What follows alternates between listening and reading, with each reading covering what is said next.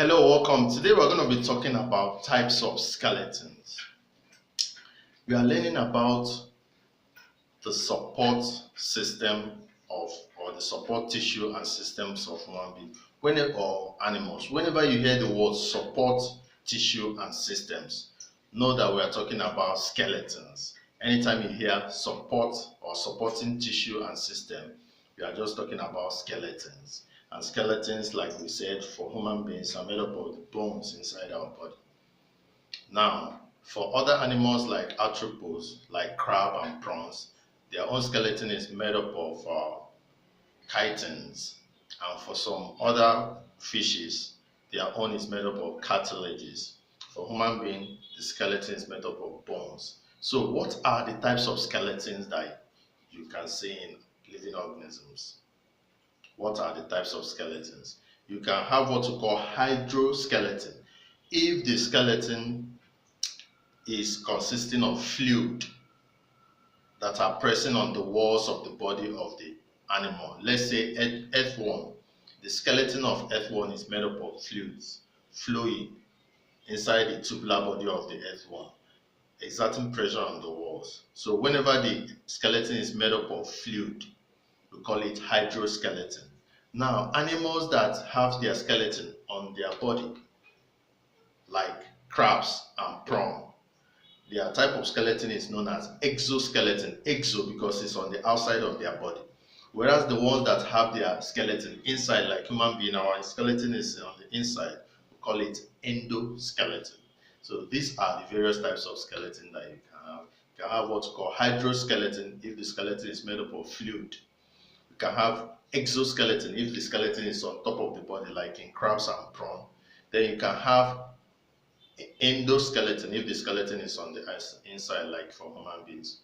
So we have hydroskeleton for animals like earthworm, exoskeleton for animals like crabs and prawn, endoskeleton for animals like human beings. So I told us that whenever we're talking about supporting tissues and systems, we're talking about skeleton. Skeleton is that tissue that helps human beings or organisms to provide support for them against gravity and enable them to make movement, locomotive movements. So we'll talk about types of skeleton. Hydrostatic skeleton for soft-bodied animals like earthworm, using fluid pressure for support. These tubular animals have a muscular body wall. The fluid presses on the body wall, helping them to maintain shape and form. So now we'll talk about exo. This is hydrostatic for things like earthworm.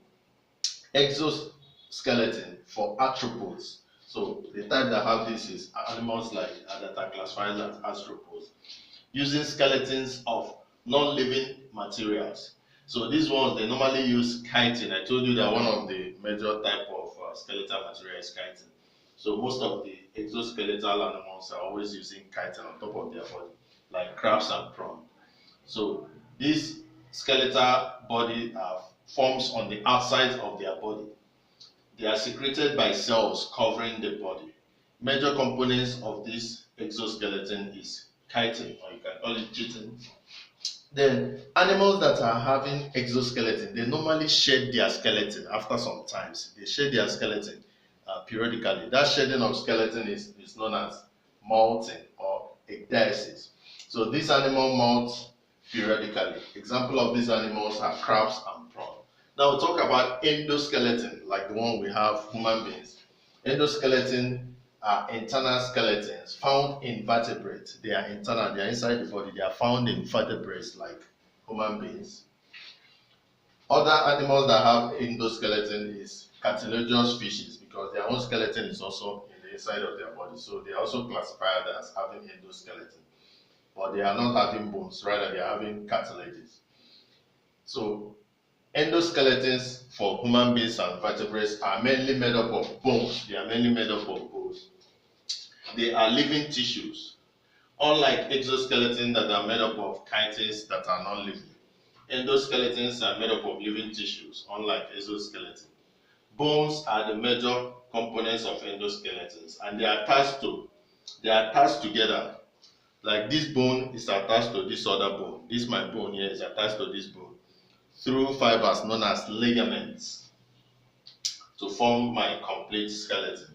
The muscles are attached to these bones to enable movement and locomotion. So the combination of my bone and my muscles gives me strength to make movement. They form the support system of human beings. So like we started with, the types of skeletons that we have hydrostatic skeleton. When the skeleton is caused by or is supported by fluid, or the main component is fluid that is secreted inside the body. Example is for earthworm. Then we have exoskeleton, when the skeleton is on the outside of the body, like for crabs and prawn, and majorly made up of chitins. And this skeleton molt, that means they are shedded after a period of time and new ones are replacing them. Molting is associated with exoskeleton. Then we'll talk about endoskeleton, when the skeleton is on the inside of the body, as we have invertebrates, and when the skeleton is majorly made up of bones.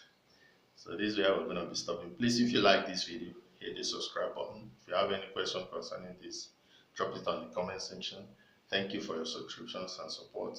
If you need any special video to be made to address your need academically, drop it on the comment section. Thank you and God bless you.